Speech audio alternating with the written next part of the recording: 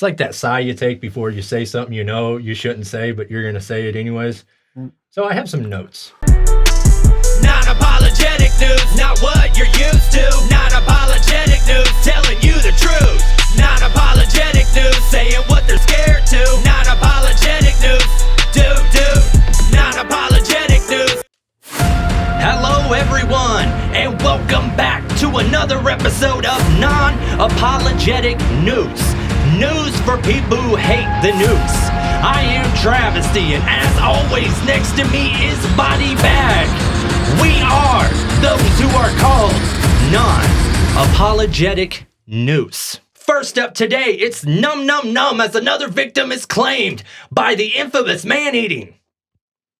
The infamous truck-eating bridge. Could you imagine? Trucks have hit this low bridge more than 100 times and officials have still yet to fix it. So what this is, they call this bridge the can opener. Okay, and for appropriate reasons, the federal government recommends that bridges on public roads have a clearance of at least 14 feet. But there is a railroad bridge in North Carolina, which up until recently was just 11 feet, 8 inches. That's shorter than 14 feet, wouldn't you say? Yeah, just a bit. They have traffic cameras, okay? 11foot8.com, every single time there's a wreck, they post it online. It's almost like they want more, right? So I would like to show you 2 of the most recent wrecks. Now we have to remember this is well over 100. I believe the one we're going to watch right now is 172nd wreck from this bridge, all right? So they called this one the Roof Ripper, and here we go.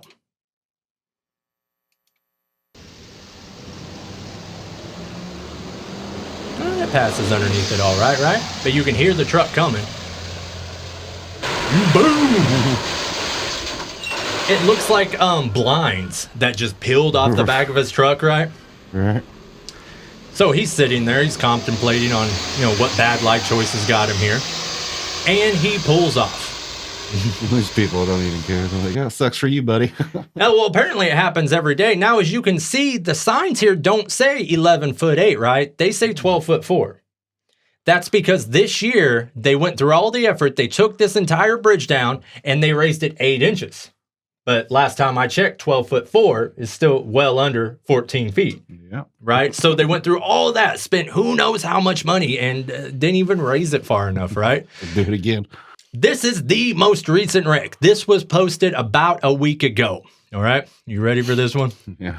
All right. So as you can see, it's clearly posted. You can see there's even a sign up top that says, what does that say? Under height must churn, something like that. And it says 12'8". There's little star signs that say danger. Okay. So it's all peaceful in the neighborhood. You can hear a truck starting to ramp up. Shit. It's trying to decide, right? And there it is. So now he's stuck in a unique position, right? Do I go forward, mess it up, or back? He chooses back. Boom. Damn. Now, I have several thoughts here. One, I imagine due to all the regulations with having to drive truck that you know exactly how tall your truck is. Yeah. Right? I mean, like, probably to the fucking 1/8 inch. Like, you know exactly how tall your truck is. You know how tall your load is. You know how tall those exhaust pipes are. Like, you know everything. But yet this still continues to happen. And then, so basically, they worked on it for years, essentially, or about a year to get it raised up those extra 8 inches. But it literally did no good. People continue to just ram this son of a bitch. So if this is the kind of thing you like, 11foot8.com, you can watch this all the time. So half of me wants to say, like, Joe, get your shit together and fix this fucking bridge, right? The other half of me doesn't want them to, because for like the past 5 years, about twice a year, I'll go onto this website and I'll watch like 20 videos, and it's just, I don't know, it just fills me with joy. So we salute you in fucking North Carolina, wherever the hell your dumbass bridge is. And next time there's a wreck, we will report on it. What's on your mind today, buddy? Second time man's arrested this year by drug enforcement detectives. Tuesday, November 30th at approximately 10 a.m., the Ozark Drug Enforcement Team served a search warrant at 27592 West Fur Road in Carl Junction. It's about 5 minutes from where we're sitting. Yeah, not too far. How about that? This raid was part of a continuing narcotics and stolen property investigations across the region. On Tuesday, detectives arrested Chet E. Mercer. We're just going to say his name. Yeah. He lives right up the road. All right. 33. This follows a March 11th arrest and pending court case when the ODET arrested him at his residence in Webb City. Detectives located several stolen items on the property. The ODET detectives also located, are you ready? A large quantity of suspected methamphetamine in a camper on the property where Mercer was staying. Shocking that meth was involved in this. March this year, Mercer was last arrested at his home in Webb City.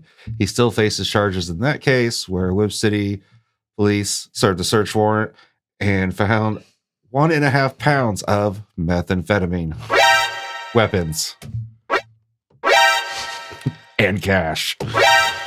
This was all taken into evidence. He posted a $20,000 cash-only bond on charges of felony drug trafficking and was released after spending less than 24 hours in jail. So that's a lot. First, what the fuck is ODET? That is it's obviously part of the task force, but like Ozark's drug enforcement team. They always change the fucking name. Like people aren't going to identify who they are or something. So this guy has enough money to post $20,000 cash only bond. That's something I don't get. He goes to jail for like meth and just being an overall shitbag, right? Right. And then they're pound and a half at that. That's and then they're like, okay, we're gonna allow you to bond out, which is okay, whatever. 20,000 cash only, knowing that the only way he can come up with 20,000 cash is to give the county effectively drug money. So they happily take the drug money. They let this guy go, and this guy is like halfway to fucking Salt Lake City right now. No, he was released on that. That was back in March. That was the first arrest. Oh, I'm sorry. I thought that was his most recent arrest. No, he just got released. Holy fuck. There's a lot to keep a hold of. If this makes it to you, whatever your fucking asshole name is, get your shit together. Like, come the fuck on. Especially if you can come up with $20,000 cash, you can actually do something with your life. Right. Sell a little more meth, turn that 20 into 50, and fucking get the fuck out of it, But I don't think he'll be getting a bond this time. Yeah, I don't know. It seems like if you have enough money, though, you can always get out of anything. That's like, I saw a headline showing that Alec Baldwin now claims that he did not pull the trigger on that movie set where he murdered that woman. Oh, yeah. Yeah. The first statement was he pulled the trigger because it was needed for the setup, I believe was the tell. And then now it's I did not pull the trigger. Somehow that revolver with a 14-pound fucking trigger just pulled itself. And I did notice, amazing. You know what? That's a story for another time. Anything else about this ass bag? No, I think that's it. Okay, that is a great story. And yeah, I mean, we could literally be at this dude's house if you wanted to go get some meth from him in like 3.5 minutes. He's like that close. Maybe another It's like day. right down the road from where I live. Yeah, I mean, it's right in between both of us. He could just fucking, are you the non-apologetic news guys? That's right. All right. So last time we put a video up about Astro World, and YouTube, Google, to be precise, had a problem with it. So I would like to do a follow-up. Nike postpones the release of Travis Scott's sneaker collaboration. Now, if we didn't do this show, I would read that headline and be like, who the fuck cares? Right? Like dumb as fucking shit. But because of this show, I decided to skim it. I actually came across some unique wording here. It says, Nike has postponed the launch of a sneaker collaboration with Travis Scott in the wake of the Astro World Music Festival tragedy, the company announced last Monday. This is what they wrote. They said, out of respect for everyone impacted by the tragic events, we are postponing the launch of the Air Max 1 Cactus Jacks. It's like that sigh you take before you say something you shouldn't say, but you're going to say it anyways. So I have some notes. First off, let's talk about that. So they didn't cancel his deal, right? They said, we're going to postpone it. What does that mean? That means that Nike wants to wait to see if he gets canceled for this whole thing, right? If he gets canceled, they're going to put out like a heartfelt message and they're going to be like, we could never align ourselves with someone with values like Travis Scott, so we ended it. And if he doesn't get canceled, they're going to throw millions and millions at this guy. And he'll be on billboards and every Champs and every shoe store and everything, you know.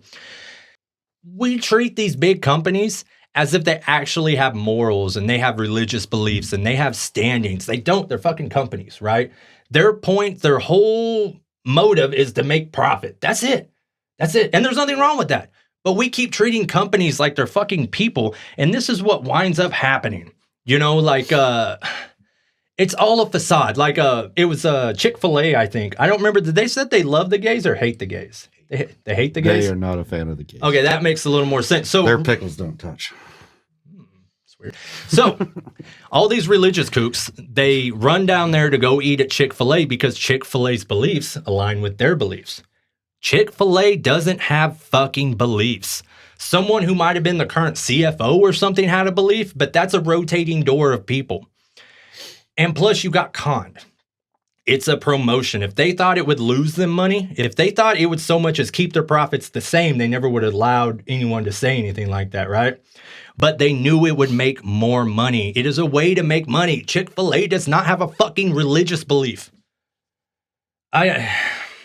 It's just so many dumb people. It's like, okay, everybody sees Disney as this wholesome company, right? But let's not forget what Disney actually is. You know, Disney is like a clock. What? A clock. Disney is a big company that owns several other companies. And like in the 90s, they owned Miramax Films. You know, so I took a moment and I looked up what movies came out in the 90s under Miramax Films. And bear in mind, this is Disney. This isn't just like some other company. Disney approved every one of these. There was like Pulp Fiction, Don't Be a Menace to South Central While Drinking Your Juice in the Hood. And then we have a winner here. You ever watch the movie Kids? Yeah. Okay, for those who never watched it, I watched it when I was a virgin. And with a buddy of mine, it scared the hell out of me. It's about I don't remember exactly, but one of these, it's like New York, and one of these kids gets AIDS. So they just start spreading it to everyone, including like the ending or close to the ending where one of the guy who has AIDS had sex with a passed out girl and gives her AIDS. This is a Disney movie. They call it Miramax, but Disney signed off on it. That's what I'm trying to say. Disney isn't for the kids. They're not against the kids. They're a fucking company. If we keep treating companies like this, we allow them to play both sides like they're doing with this Travis Scott shit. You know, Nike should have either pulled from it or stood behind them, but now they have to act like they're an actual person. This is how Nike feels. Nike's values align with mine. You're a tool. And you just need to quit getting manipulated. And this is the kind of stuff that happens. Like the guy who makes, I don't know what's the generic thing. The guy who makes my truck tires, right? Like he makes good tires. I don't know the first thing about him. I shouldn't know the first thing about him. It's not my business, but he makes good tires. So I'm going to buy them from him. If he thought every white person should be burned and should die, I would still buy my tires from him. And that's sort of the main point here is that when like you boycott a place, you say, I don't like what they said online. I don't like their beliefs. It's typically like the CEO or someone high who says that. You cannot hurt the CEO. Everyone's like, well, I'm just not going to shop at Walmart if I have to wear a mask. You know, but that's the thing is you're never going to hurt the CEO or anyone of power. But what you actually could do is hurt someone who's poor, who makes minimum wage and is just trying to support their family. You know, if you get enough Karens into a Facebook group and you boycott a local business, you're never going to hurt the person you try to hurt, but you could get people fired, or you could get it to where they have to pull, you know, certain staff down or give them less hours. So the only person you're going to be hurting is someone just trying to take care of their family. Holy hell. Yeah. That didn't even end the way. It wasn't that, most of that wasn't even in my notes, but I feel I've successfully offended just about everyone. Shit. Why don't you pull us out this hole I've dug for us here, buddy? All right. We're going to go to Texas. A Texas man who used COVID relief funds to buy a Lamborghini is sentenced to prison. Sounds about right. Texas man was sentenced to over 9 years in prison on Monday for fraudulently obtaining COVID-19 relief funds that he used for the purchase of a Lamborghini and other expenses. Oh, no. Lee Price III, 30, who pleaded guilty in September to wire fraud and money laundering charges, received $1.6 million in Triple P loan funds by falsifying his applications, the Department of Justice said. In the paperwork, he also fudged. He payroll. did. He fudged payroll expenses. He looks like a payroll fudger. He's going to get fudged. Price used some of the ill-gotten gains to buy a Lamborghini Urus, a Ford 350 truck, and a Rolex watch, the DOJ said. The DOJ said authorities have recovered over $700,000 in fraudulently obtained money. Wow. So, this guy does all this shit, buys all these nice fucking cars and a Rolex watch, and it's all gone. He's going to fucking prison. And you got to think, I mean, he had so much just flat out cash as well. I mean, if they were able to get 700,000, you know, it doesn't say that that's assets. That's fucking bag of cash. Right. A lot of people did this, and I imagine a lot of people slipped through the cracks too. But now that everything's starting to really, you know, that's the thing is people are like, so many people are doing this right now. We can slide in. But once they catch up, that's their main priority is catching you. It's not fulfilling this year's tax return. They're going to make us wait an extra 8 months. It's catching your ass. You know, it's anyone who stole from us. We're going to fucking get you. And Mr. Price, you got. And some would say that is out cold. Out cold. The only button I haven't pressed today. I forgot to reload them. All right. Anything else to say about Mr. Price? Oh, no. Enjoy your stay. All right. Well, I think that's about it from us here at Non Apologetic News. Yeah. One more button left up my sleeve. Watch me, magical man. I am Travesty. Next to me is Body Bag. We will be right back in 1 week. Next Wednesday, we will be here. Will you? We'll see you then. Do not watch the news. Thanks for tuning in. Goodbye.